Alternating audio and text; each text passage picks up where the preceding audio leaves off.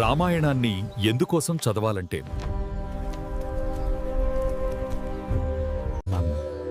మానవ జీవితాన్ని సంస్కరించగల మహాకావ్యం రామాయణం. మానవ హృదయాల నుంచి ఎప్పటికీ చెరగని కథ. అమ్మా నాన్నల అనురాగం, పుత్రుల అభిమానం, అన్నదమ్ముల అనుబంధం, భార్యాభర్తల సంబంధం, గురుభక్తి, శిష్యానురక్తి,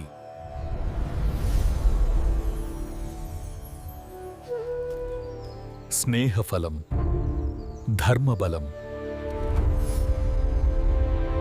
వినయంతో ఒదగడం, వివేకంతో ఎదగడం,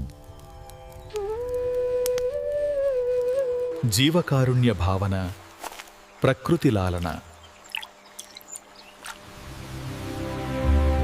ఇలా జీవిత పార్శ్వాలనెన్నింటినో పట్టి చూపిస్తుంది రామాయణం.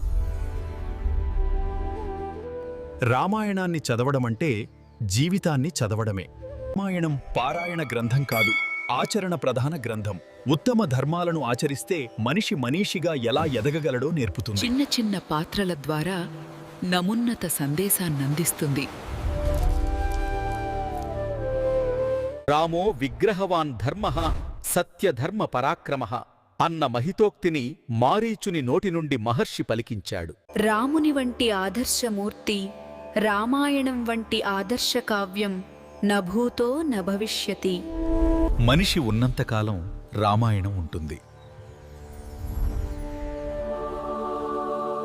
ప్రపంచ సాహిత్యంలోనే ఆది కావ్యం రామాయణం.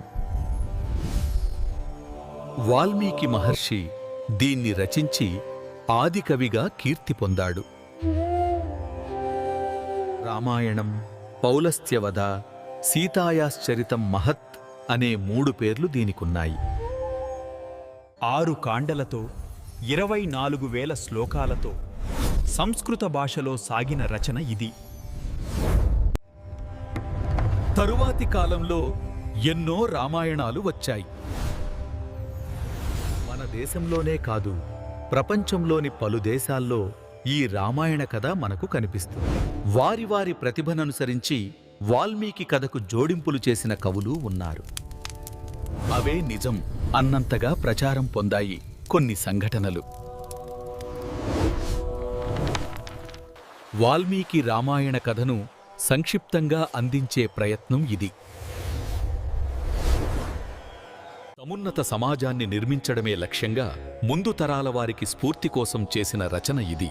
శ్రీరామ జయ శ్రీరామ్. కథ ఇప్పుడే మొదలైంది. ఈ వీడియో నీకు నచ్చితే ఈ వీడియోకి లైక్ చేయండి, షేర్ చేయండి. ఇలాంటి కథల కోసం అనగానగా యూట్యూబ్ ఛానల్ ను సబ్స్క్రైబ్ చేయండి. జై శ్రీరామ్.